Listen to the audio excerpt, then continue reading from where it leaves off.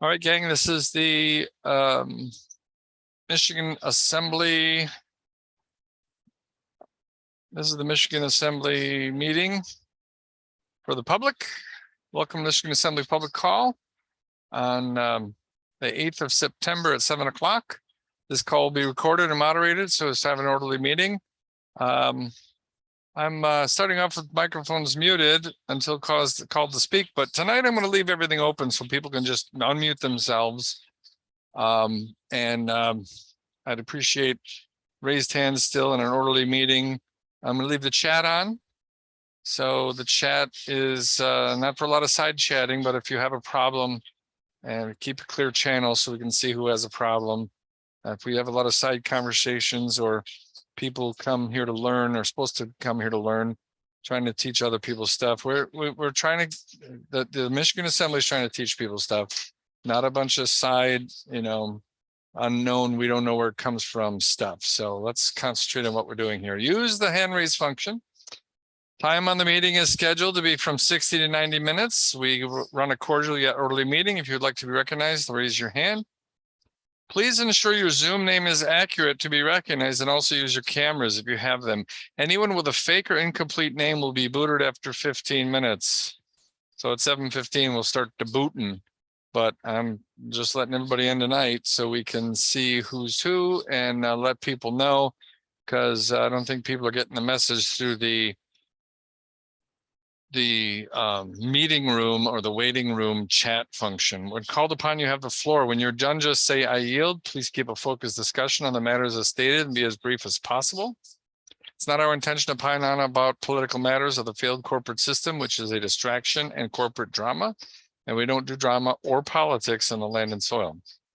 This public call is to inform the public about the strawman fraud, the difference between land, sea, and air jurisdictions, and how to correct their lawful status from a corporate fiction considered dead and lost at sea to living man on the land and soil. Once you decide to join us on the land and soil, you will be protected lawfully from the corporate criminals masquerading as government, and we will teach you how to live in the private and do business with the corporate where necessary. However, I would remind you that enforcement of your rights are still your responsibility. This is a peaceful, lawful process, and as such, we do not condone any advocacy for violence or insurrection of any sort.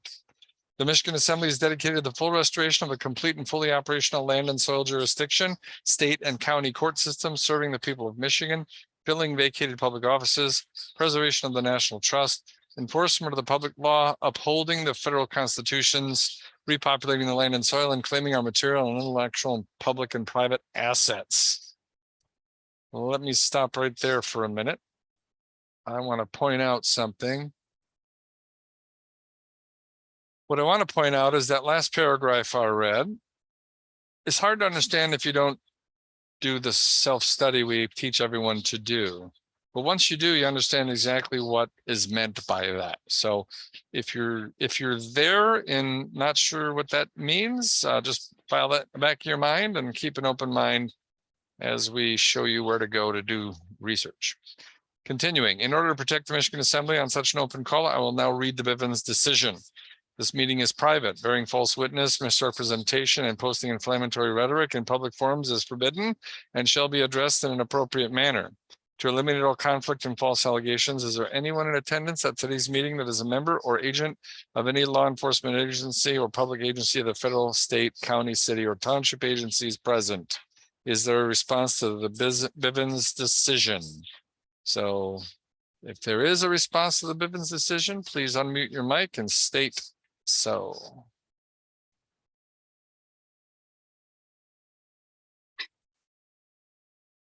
All right, apparently there is not. So I will continue. Anyone who is here under false pretenses, anyone who is working for any federal foreign government, including the territorial United States or municipal United States, anyone who is being paid or coerced to be here must fully disclose their presence and purpose now or leave the premises. If they subsequently show up as federal witnesses, they are discredited for failure to disclose. I will put some research links in the chat. Oops, I just made a mistake. Just trying to highlight something and I moved it on accident. Sorry, gang, hold on. Give me 2 seconds here. All right, in the chat is some research links.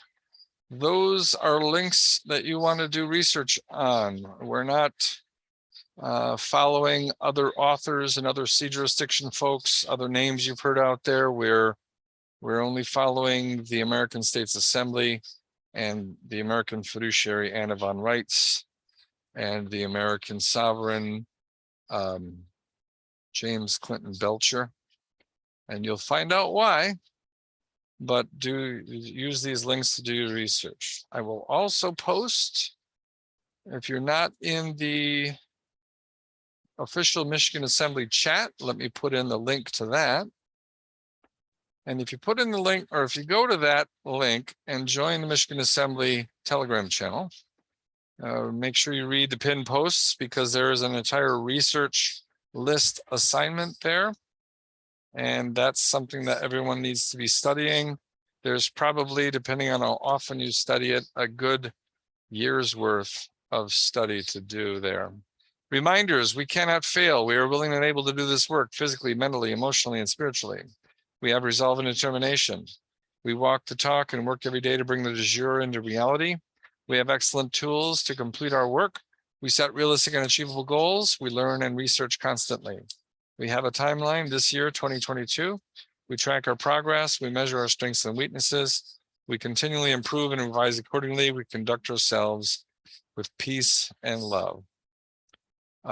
Tonight's agenda is actually pretty open, but there's a lot of things we've been redundant the last few meetings over. So I will let you continue to do your self-study, but what I'd like to concentrate on tonight is along those lines, study groups.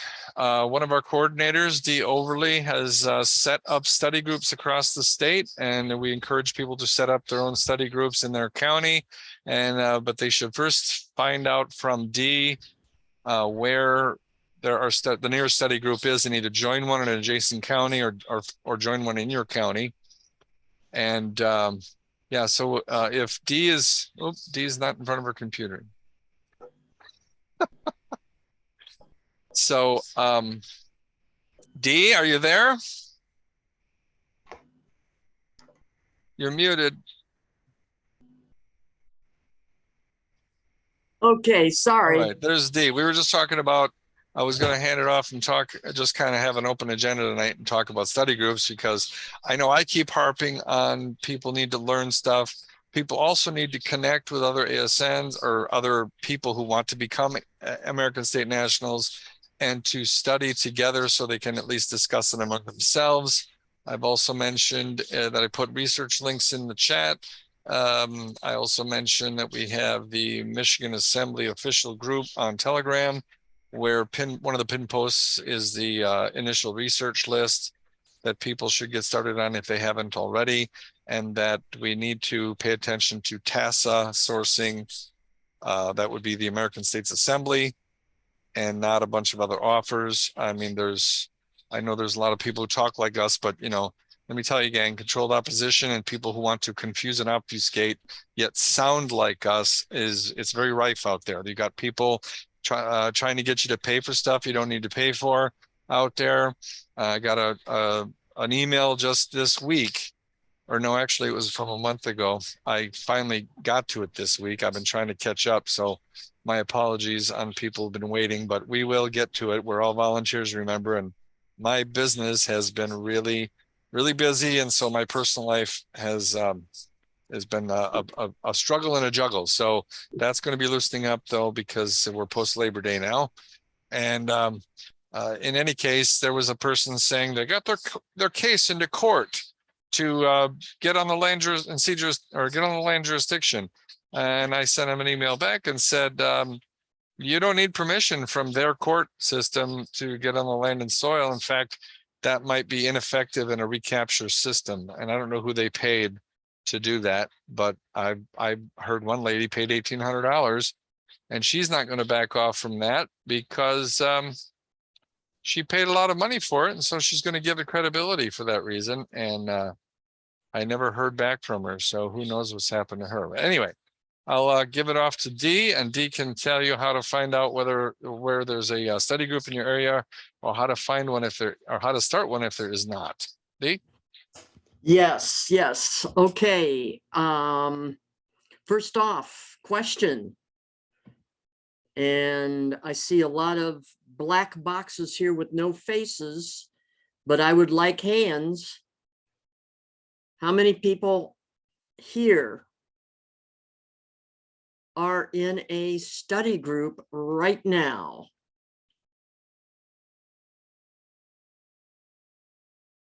You can raise your hand with the reactions button. Okay, we have a couple.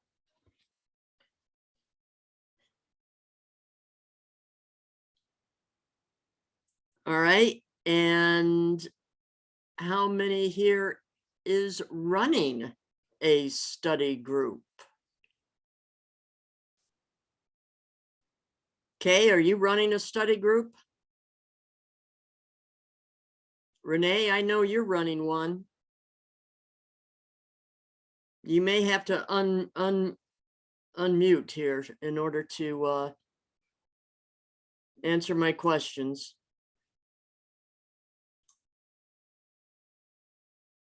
Can you hear me? Everybody ought to be able to unmute on their own. I have it open tonight. Okay. Yeah, just go down to the bottom of the screen and hit the unmute button. Okay. All right, how many of you here have heard that study groups are in the making, that we want to create them? Have you at least heard that? Okay, there's a couple more hands. All right. If you are on the American Assembly official Telegram, you can go ahead and take your hands down now. You will see that a map gets published on there. I think the last time I posted was last week. And on that map, you can see all the different counties, and then you can see the list of people who have had their names added to that map who are interested in study groups in their county. Our goal is that every county should have a study group. Excuse me, Dee? Yes. Is that in a pinned post on Telegram? The map? Yeah. I don't see it. No, it's not pinned. I didn't even think about doing that because I could pin it so that people would see it, could get to it right away instead of scrolling around hunting for it. Yeah. And then because I update it with new names. Yeah, there's 4 pinned posts right now, and if you click on the pinned message several times, it scrolls through them. So anyway, thank you. I yield. Yes, thank you. We'll put that on the pin. The whole concept here with these study groups is so that you can get into this material, and the links are all here in the chat, the stuff that we want. That link, it's also shown in the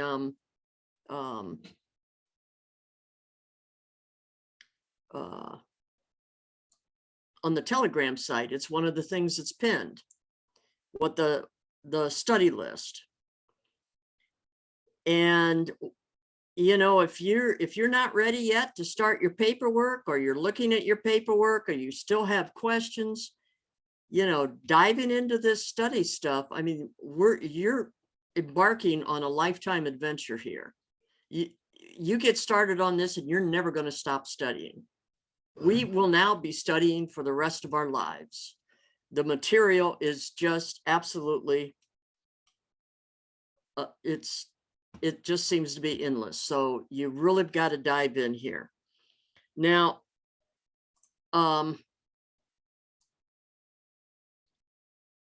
the purpose of these study groups. A lot of things can happen in these study groups. You can help each other with your paperwork.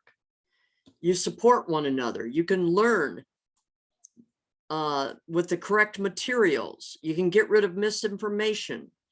And not only that, but these study groups, this is also the start of building your counties. Those people who join you in that county study group will be the people who will be building the county assembly. So you want to get involved and dive in there. Now, the questions, couple questions that I'm getting is number one, who can run a study group? Well, any dang one of you can run a study group. All it takes is deciding to do it and gather the people that are interested together. And once you get together, you can start the discussions.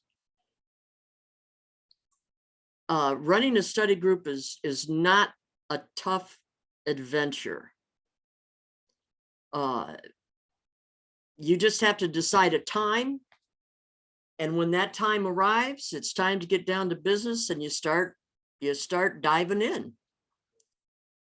There's a lot of different formats that you can use for studying.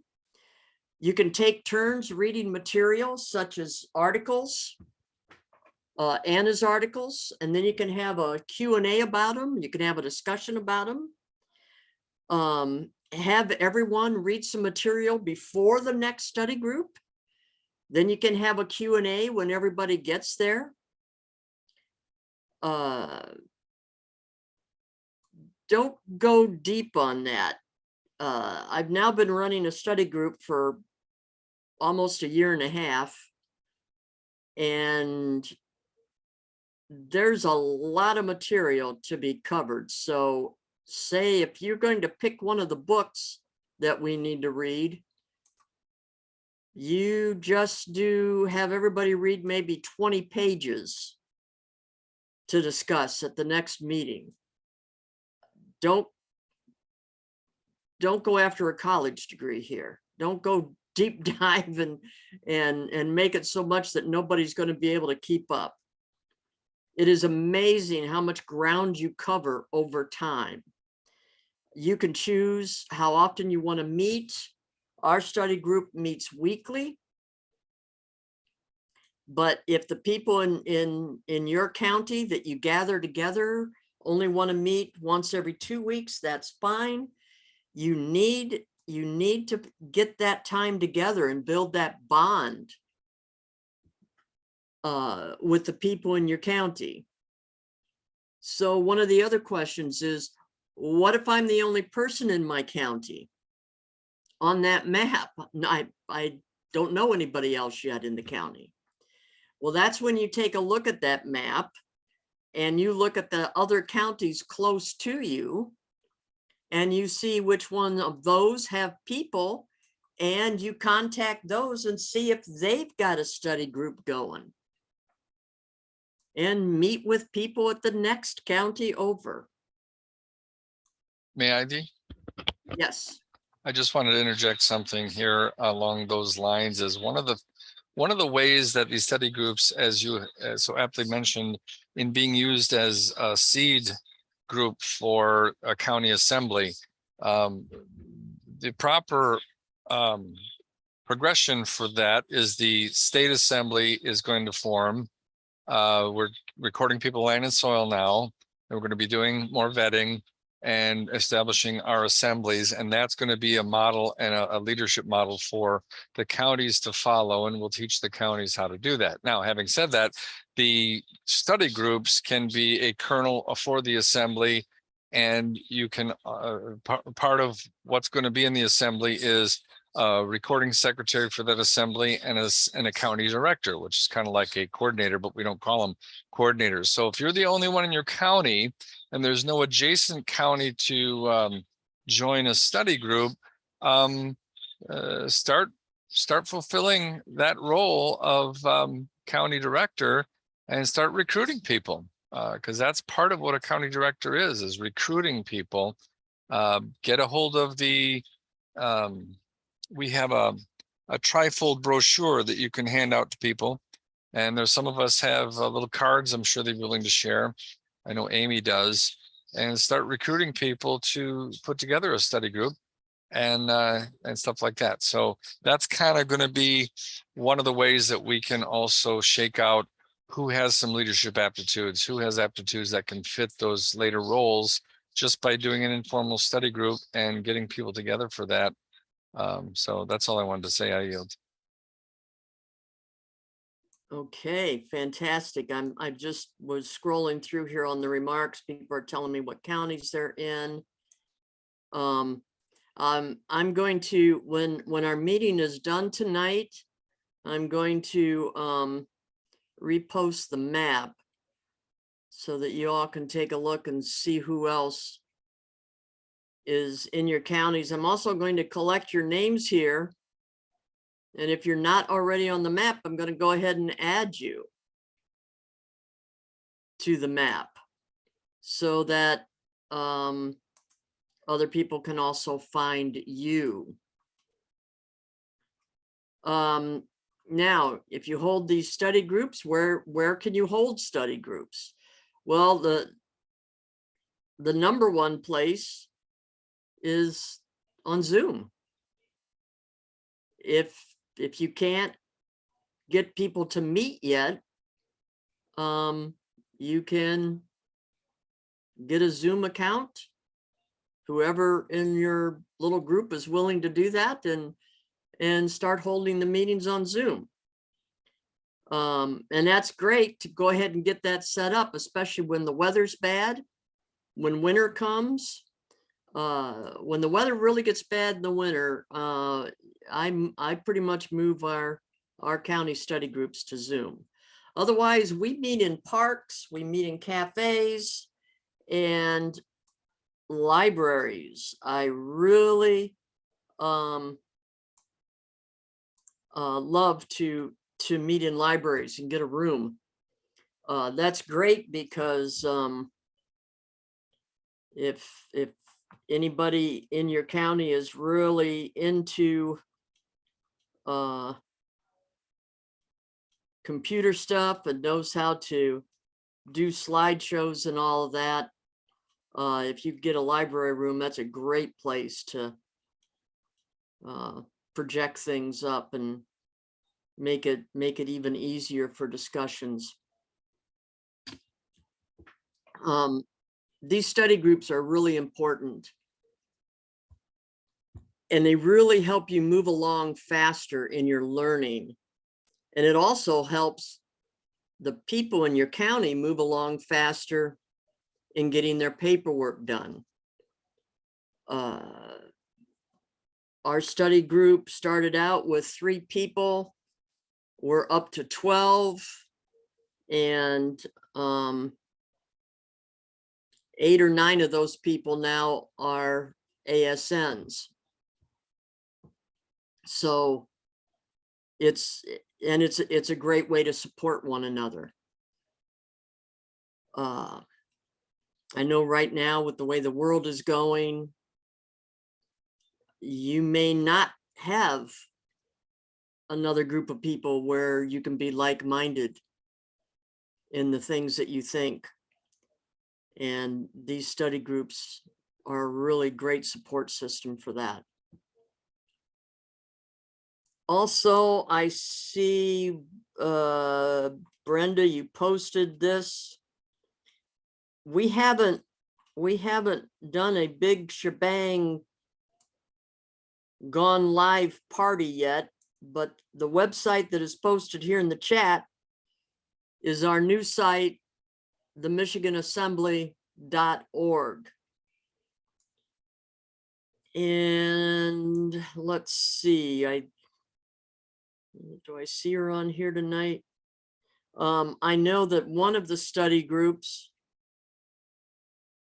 found out about our new website, themichiganassembly.org, and they are starting out their study group by reading that entire website. Plus all the links then that takes you over to TASA and all the additional articles. If you've not been to that website yet, you're going to want to check it out. It really is a great place to start a study group if you don't know exactly what to do to get started. Just start reading that website. It's simple, it's precise, and it's loaded with information.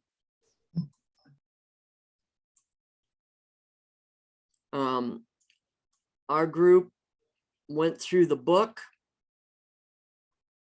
You know something is wrong when, and we worked our way through that book 20 pages at a time. And now we're doing the book, America, Some Assembly Required. So, and this is very involved material, deep material, and it's really good to have other people to discuss this stuff with, and reread it, because it's very easy to skim over this and not understand what you're reading, then just let it slip by. And that's, you don't want to do that. You want to really get in here and dig into it. We even, you don't have to own these. I own the hard copy dictionary of the Black's Law, and I own the Bouvet Law Dictionary. And when we get into some of these things and we don't understand words, we pull those dictionaries out and we just start looking them up right then and there. May I? And people go over the words. Yes. This is Paul. Yeah, I was going to say, make sure when people are looking up words that they look up in both of those dictionaries and note the differences. Land jurisdiction is going to be the Bouvier's, as she said, and that's what we understand. But it's useful to know what they understand, and that's the Black's Law. So I know we probably dwell on Black's Law a lot because that's what we have to deal with in terms of the understanding of the current system. Now, having said that, there's a couple of things I wanted to point out about the current system that as you do your research and as you read some of this stuff, the initial information, one of the hardest things to think about, but yet understand is this: Americans on the land and soil, or should I say people on the land and soil in America, are called Americans. People who are US citizens, that actually refers to somebody who is a territorial or municipal citizen of the US Corp. And if you can get this straight in your mind, it'll help a lot as you do your reading. Their system is foreign. Therefore, to them, we're foreign to them. But since we're the ones on the land and soil and the real Americans, they're the foreigners. That means their courts are foreign. Their corporations are foreign. DC as a territory set up for a contractor, a foreign contractor to work for us. That's all foreign. That's not domestic. And so it's kind of a backwards double mind flip, so to speak, but everything everyone thinks is our system is not our system. It's actually foreign. So this country a long time ago has already been taken over by foreign contractors, and they tell everyone they're the government. So they're masquerading as the government. A lot of treason going on, a lot of treason done been going on. When you get out on the land and soil, in terms of sea jurisdiction, you're foreign to it. And in terms of land jurisdiction, they're foreign to us. Very, very important to understand that kind of thing. Just to answer Jeanette Marie real quick, General Assembly Handbook is not the first thing you dive into. That's something you need to dive into after you have some understanding of the rest of this stuff. So I yield. Maybe Dee has something else to say about that. That's a little, that's a few carts before the first horse. Oh yeah, the General Assembly, you're dealing with law there, and then you're talking about getting into common law, and you've got a lot of things to study and learn before you dive into that stuff. That's one of the reasons I'm saying that a good place to start is the michigansembly.org website. It lays everything out really simple to start with, and then you can start getting deeper into things. Janet Marie, I would like you to post exactly which county it is you live in. You've named 2. But post the county that you actually live in for me, please. So I'm going to get all of your names added to the map. And then I'm going to get the map posted yet tonight onto the Telegram. And well, by now you all should be on the Telegram. If you cannot be on the Telegram, say so here, and I will take that into account, because if I have your county, then I know who to connect you with. Okay, any questions on study groups? You can use the reactions hand if you have any questions on the study groups. All right, everybody understood all that. That's a good thing. Then we are ready to move on. What's next on the agenda, Paul? Actually, I guess open Q&A, because that's all I got. I mean, we're kind of Okay. in a phase of organizing the assembly of getting people on land and soil, and that starts with education and continuing education. And so, and, you know, organizing on a grassroots level, on a county level, at least in an informal way right now. And that's pretty much kind of where we're at. As the season winds up, there will be more happening with the General Assembly, and then therefore the General Assembly, the Militia Assembly. Maybe I should explain that real quick, just to explain to you guys the anatomy of the assembly. We will be starting with the General Assembly, standing that up, and then there's 3 other assemblies. Put my thing. There's 3 other assemblies that we have to set up. The International Business Assembly, that's going to be comprised of state citizens. Everyone is technically a state national and can declare as a state citizen, but a state citizen, as far as given that role in government, is granted by the assembly. And when we populate our International Business Assembly, and that's when the Federation says, hey, we need a national decision on this or that, right? And then there's going to be the General Assembly. That's something that we're going to do as far as establishing state courts. We're going to have to do that in every single county assembly in order to set up assemblies, courts. County courts of the actual civil authority. And then of course there's the Militia Assembly. Militia actually means it's just an old term for the people themselves, right?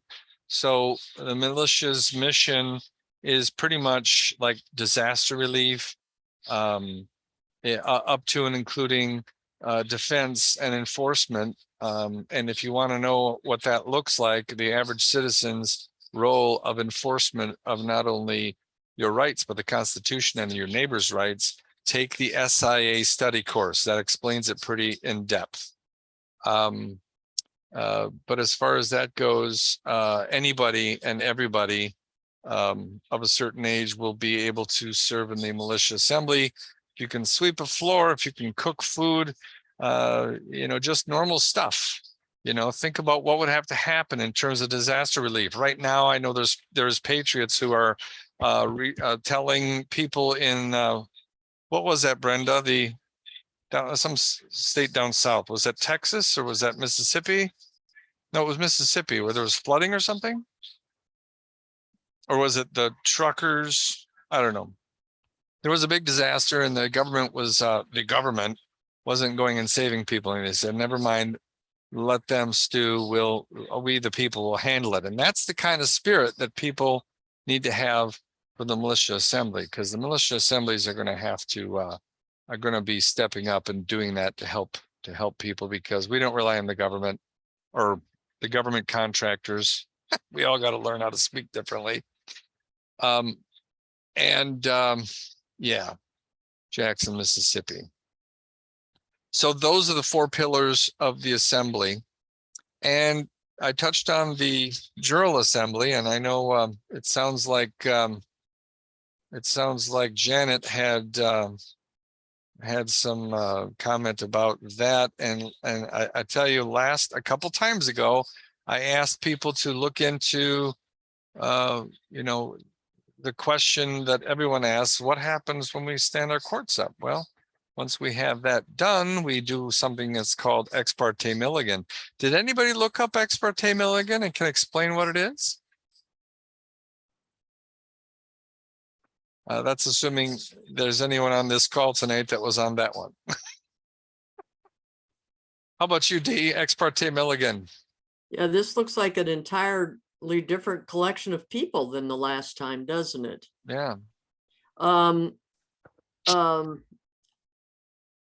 don't know which case that the Milligan is. I have keep That's hearing all right. it. I put you on the spot. I'll explain it real quick. Ex parte Milligan. That is a decision after the Civil War, in which the Civil War, or I should say the military, had set up military districts to govern with a court system, so they could decide courts in the absence of civilian courts. And Milligan was being railroaded in a military court when he challenged it, because there was a civil court that was operating and the military had not stood down. And so SCOTUS said, sorry, if there's an operating civilian court, the military district court cannot try a civilian. Posse comitatus, right? The only thing they can try is treason, because that's international jurisdiction. So many of you may be thinking in the back of your minds, what does military district courts post-Civil War have to do with us? Oh, therein lies the rub, the very irritating rub that nobody knows about anymore. Why do you think there's district this or district court that in your area? District of what? I mean, my local district for state rep is 79th district. Why does my court say 5th district? Well, I'll tell you why. Because it's a district, it's a military district court. It's a British territorial court, which is what the military is. It's also a municipal court, municipal referring to Roman civil law, which means the papal system. So your British territorial and your papal system are operating in your communities under names like district courts and municipal courts, or municipal police, municipal governments. And that's what people don't know. And you'll run into that in your studies. But what we need to do once we set up our courts is give them notice to invoke ex parte Milligan, and they are required by law and SCOTUS decision to stand down and vacate the people's courthouse. And if they don't do it, well, that'll be the next can of worms to open, but all the more reason to have a well-funded land and soil jurisdiction sheriff department and Continental Marshal Corps, but we'll talk about that as we progress. So yeah, there has to be means of enforcement, or I should say peacekeeping, as public law peacekeepers. Janet, yeah, it's been under martial law all this time. Peace was, however, declared by the Federation and all 50 states. That was done last year. So anyone who treats anyone else like an enemy combatant is wrong, and they will be held accountable even more so after the fact. Does that answer your question? Okay, so that's ex parte Mulligan, and that'll be, all uncharted territory, because the people who were alive when this system was in operation are all long dead. And we were taken advantage of and lied to that there was a reconstruction, and there never was a reconstruction. There was a construction of the Act of 1871, which set up a system of corporatism, and a host of other stuff. You'll read about it. I don't want to get off on a tangent, but anyway. May I say something? Yeah, go ahead, Seth. My name's Seth. This is my first time here. I did get my credentials card in the mail. I'm very happy to be attending the meeting. Yay. My question for the group today, I do have my documents published in the land recording office, but I've experienced great difficulty with the county. They have said to me that while they don't deny my documents are lawful, they still refuse to record them. Speaking in the group on Facebook about this, someone mentioned that it's possible to send them to another state. But is there a county that we're aware of within Michigan that is not quite so insistent, let's say, as what Grand Traverse County is? Well, I can give you the short answer. Since we have our land recording office in the public domain, whether or not you do the county is entirely up to you. It's not even really necessary anymore. But are you doing, Seth, where land deeds are recorded? Is that the office you're dealing with? I went to the county clerk first and foremost because they're supposed to be tasked with all forms of declarations, name changes. And I thought this would be up their alley as far as the recording of a public declaration. The recording office, the county recording office, turned me down as well because they claimed it wasn't attached to real estate and they only participated in real estate. I don't think either of those answers are entirely truthful, but I just wanted to know, I guess I thought it would help if the documents were recorded in their system as well as in the land recording office that we use. But I guess if it's not relevant, then I shouldn't worry about it. Well, that's my short answer. The other two considerations is they're either too stupid to know what's going on, or they are obstructionists. Okay. Yeah, because your body is your land, then any declaration you make on your body, especially as separate from your straw man, gets recorded as an other in the Register of Deeds office. They may not know about it. They may not want to allow that because they're obstructionist, but at least that's been my understanding. We have a hand up from Dee and Amy, and it sounds like they want to chime in. Meantime, I'm going to look up the peace declaration for everyone on the screen as they talk. Go ahead, ladies. Dee? Yes, Seth, you do not have to record it in your county recording office since it's on the LRO. But having said that,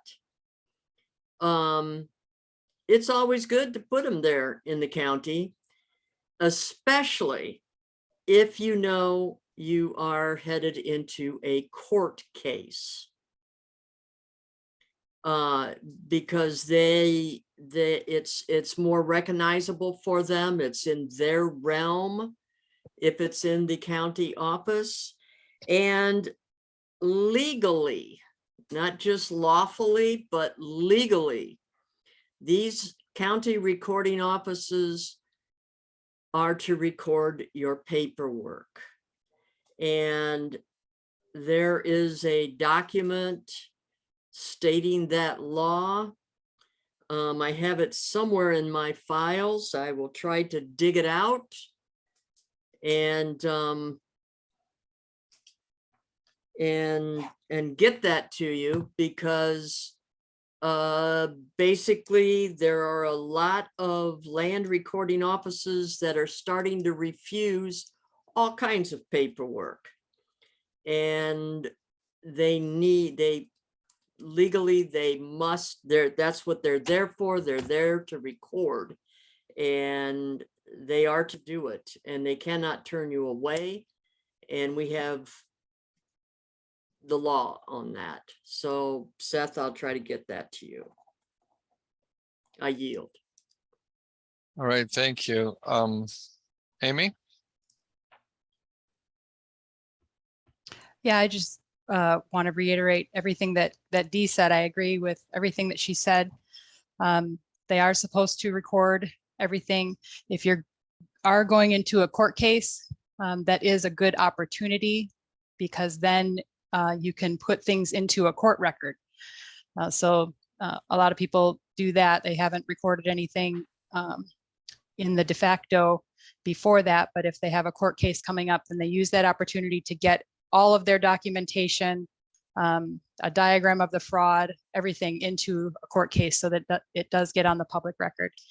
And I've been on Mattermost recently, and this is happening all over the country, where the state offices are starting to refuse. Yeah, they and know we're giving on to one them. reason or another. So that makes me think that, there is some type of coordinated effort in the de facto to prevent us from doing what we want to do. Thank you. I yield. Yep, thank you, Amy. The other thing too, Seth, is originally we did that in those systems, so they would have notice, so they would have a record of it. But with the current way we do things now, we give notice to the Secretary of State at the national level. Well, what we normally before would think of the national level, even though your state is your nation, we're talking the U.S. Corp. And we also give notice to the Secretary of State of the state of Michigan contractor. And because of the court case decision about notice to agent is notice to principal, notice to principal is notice to agent, they're supposed to disseminate that to their subordinates, right on down to your local county offices and enforcement, law enforcement. And if they don't do that, that's not your fault. So that's not up to you. So if there's ever a case that comes of something like that that has to do with them not knowing, like, for example, you get a ticket or something, that's not your problem. That's their problem. They have to they have to understand that the legal position in their system is notice to principal is notice to agent, and notice to agent is notice to principal. So if it makes you feel any better, you can also notice, I did a process where I noticed the people at my local court system, including the district attorney's office and the clerk of the court. Not that they listened much. A lot of these people don't even know what they're reading. But our notice process, if you do the whole notice packet, both to the IRS, the SOS, that should satisfy any notice requirements on their system, and make sure you keep a record of that stuff. Does that answer your question, Seth? It does. It's very helpful. I have followed that process. I sent the letters of revocation to both IRS locations as well as to the Secretary Blinken. I just wanted to make sure that I had my bases covered, and I appreciate your insight. I yield. All right. Let me cover. I will just find it. Sorry, trying to multitask here. Okay, so we were talking about the International Peace Proclamation. The International Peace Proclamation was not done this March. Anna occasionally talks about it, but here it is, right here from their own federal record. International Peace Proclamation. To all whom these presents come, this proclamation provides explicit and official international notice that peace has been declared by and among the Union of States of the States of America and Federation States of the Union in receipt of the authorities of the former Confederate States in the matter of the American Civil War. All jurisdictions and instrumentalities must comply. All federal, territorial, and municipal officers, including all uniformed officers, must comply. It is required that all hostilities related to the American Civil War being conducted as a mercenary conflict in international and and global jurisdictions and having been maintained for 156 years by our foreign subcontractors must cease and desist without further legal presumption of authority. With this public announcement, all executive orders issued during and as a result of the American Civil War are set aside effective at midnight, the 1st of August in the year 2021. All medical officers and general staff and reserve and retired elements of the American Armed Forces, U.S. Armed Forces, United States Armed Forces, U.S. Armed Forces, Hospital Corps, medical units, Veterans Administration, United States Department of Defense, UN peacekeepers, DoD officers, NATO officers on shore, all elected, appointed, or promoted personnel and their dependents are required to cease and desist all gene therapy extinction protocols, coerced injections, mask mandates, and similar measures being promoted by the territorial and municipal United States governments in breach of trust and under false presumptions of war. All peacekeeping officers and police officers are fully informed. There are no allowable exceptions and no other powers extended. So said, so signed, and sealed this first day of August in the year of 2021 by James Clinton Belcher, head of state, United States of America, doing business as the United States of America, doing business as the United States of America. And here's the roll call vote. Let's find Michigan. Did Michigan chime in? Yes, we did. We chimed in, and this is what we said. The Michigan Assembly, currently in session, brought before the eligible Michigan citizens of the Grand Peace Treaty of the States for a roll call vote. After review of agreements 1 through 5 on the 10th of May in the year 2021, the Michigan citizens agreed unanimously in favor of the International Peace Treaty, ending all hostilities related to the American Civil War, which unofficially began in 1861 with an executive declaration issued by then Territorial President Abraham Lincoln. Signed this day, 10th of May in the year 2021. So it was last year. And what was I just reading? Hold on. There was one bit I was looking at. Yeah, then Territorial President Abraham Lincoln. See, he wasn't even a real president. He was a territorial president. So probably heard Anna talk about him on the webinars. And that's when everything went awry. And that's why the Freemasons killed him, because he either realized what he'd done and regretted it and was going to blow the whistle, or they just made sure he never would. So.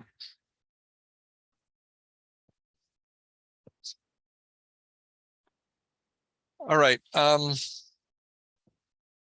there any other questions tonight? We're coming up on an hour.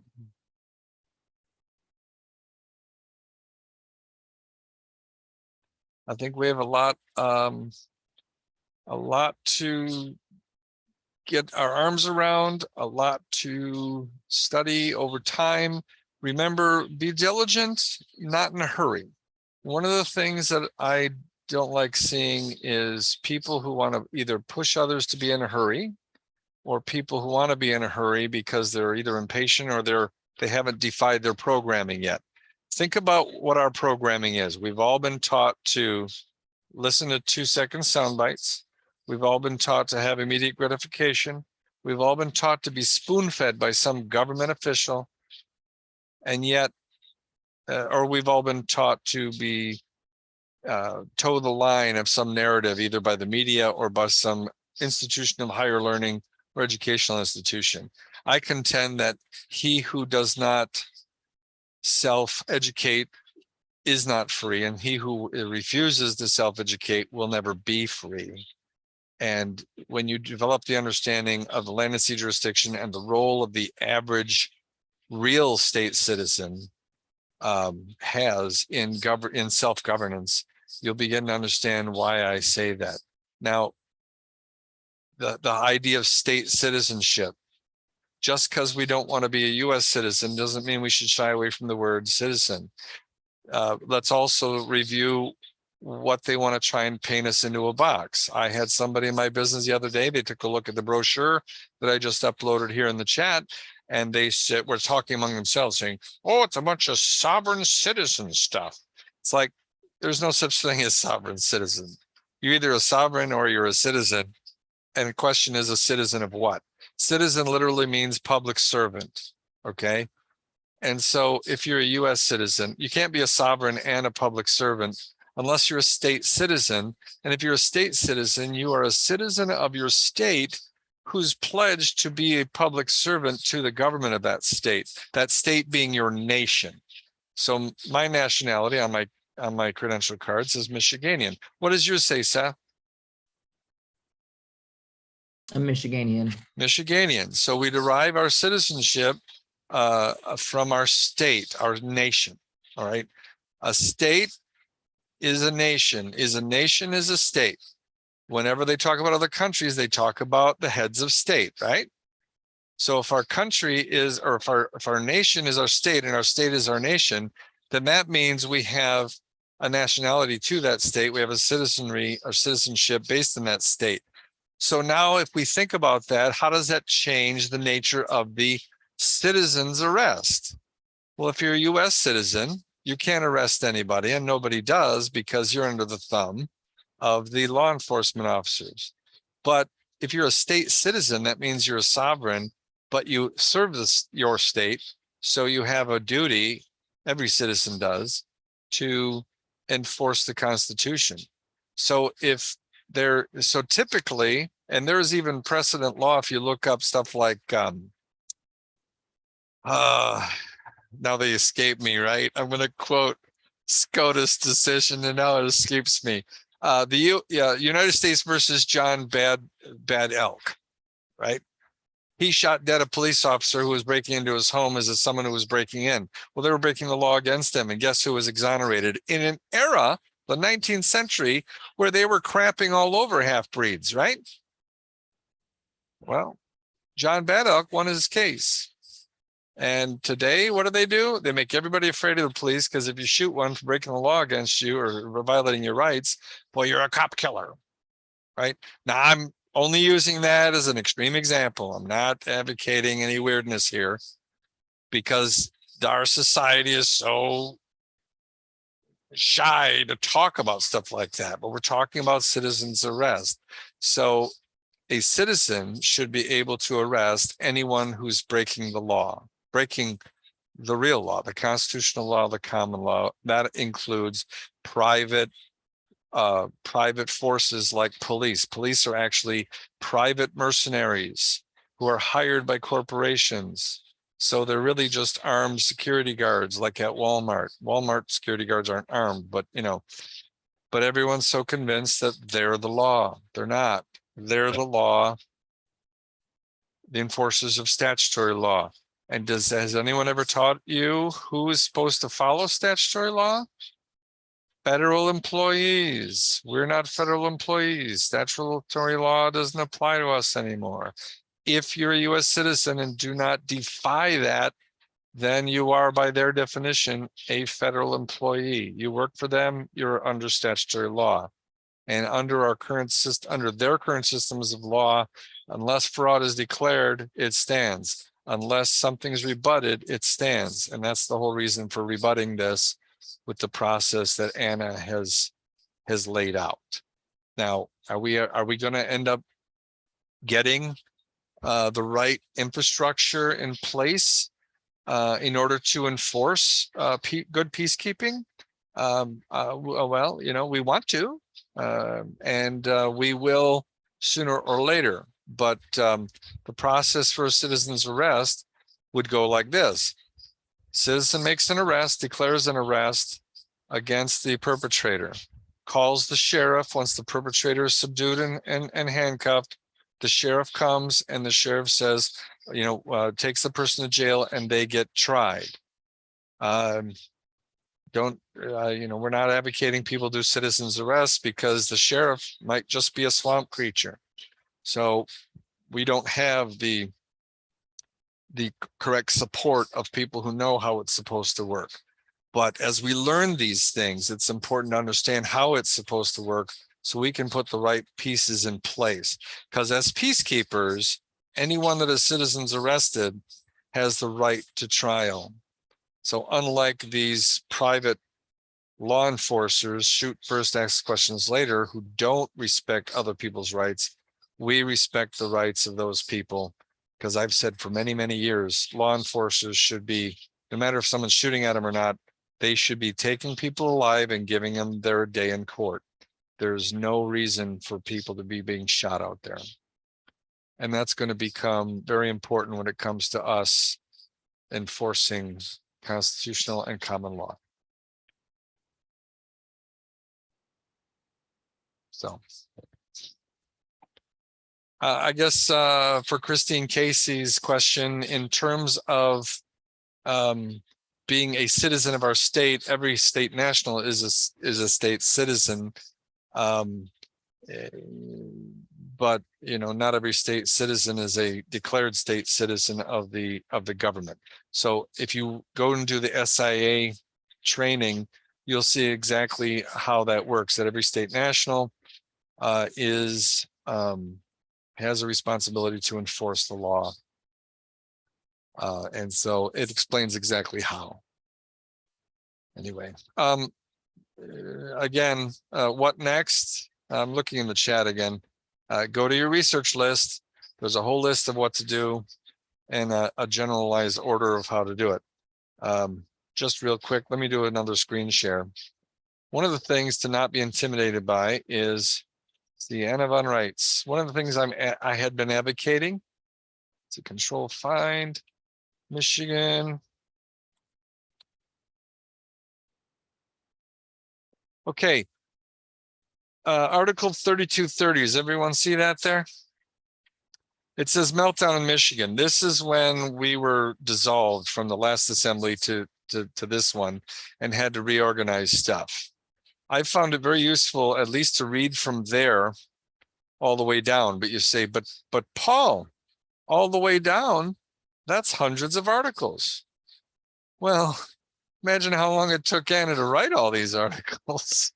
The least we can do is read them. And I would say at the very least, read the last year's worth, probably the last few hundred, and it'll give you a real good understanding of the most up-to-date information. If there's any conflict between earlier articles and later articles, I would believe later articles when it's something that's updated information. Not saying that Anna can't be wrong. I'm not saying Anna's wrong. It's just she does update her understanding once in a while as we find out new things and new ways of doing things. However, there is a lot of let articles interpret articles because there's some things that temper one another too. So it isn't an all or nothing prospect. So that's just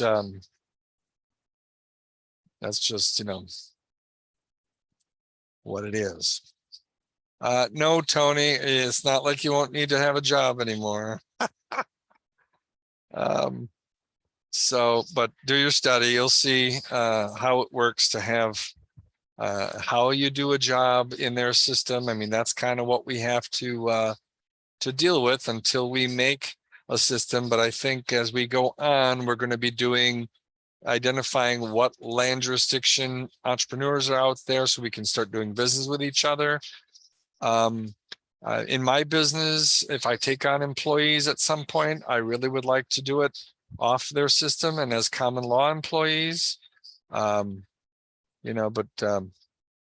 that's all, that's all how we have to continually to try and build our system while we use our straw man to do business on the sea.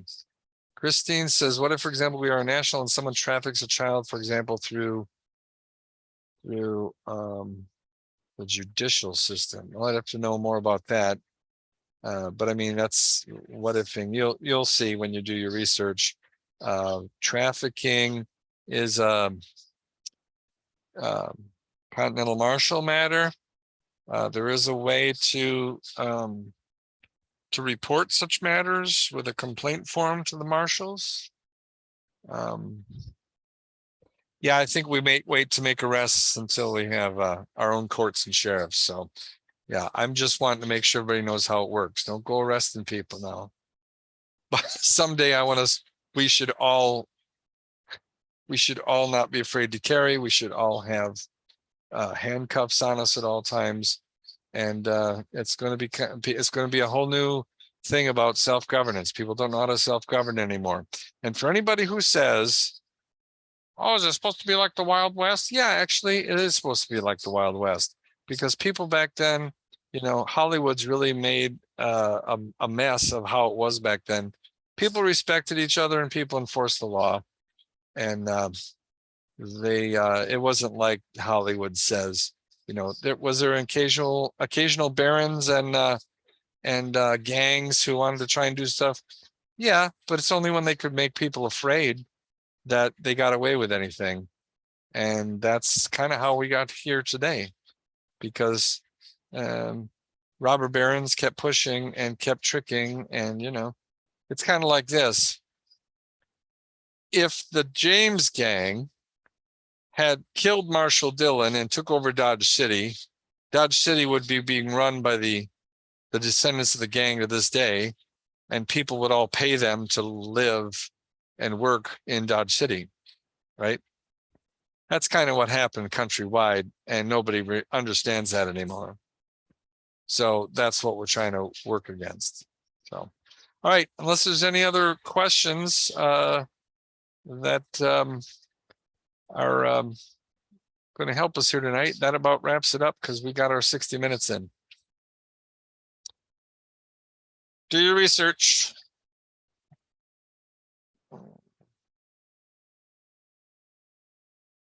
All right. You're welcome. Have a good night, everyone. Oop, I got to stop sharing screen.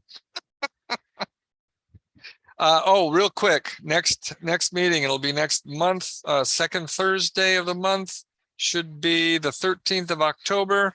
I'll try to make sure the emails stated correctly. And even though I know we've had a problem with people getting our emails, certainly spread the word, invite people, give them the link, spread the link, and maybe we can kind of circumvent the deep state's, the big tech's filtering of Federation email domains. So, all right, have a good night, y'all.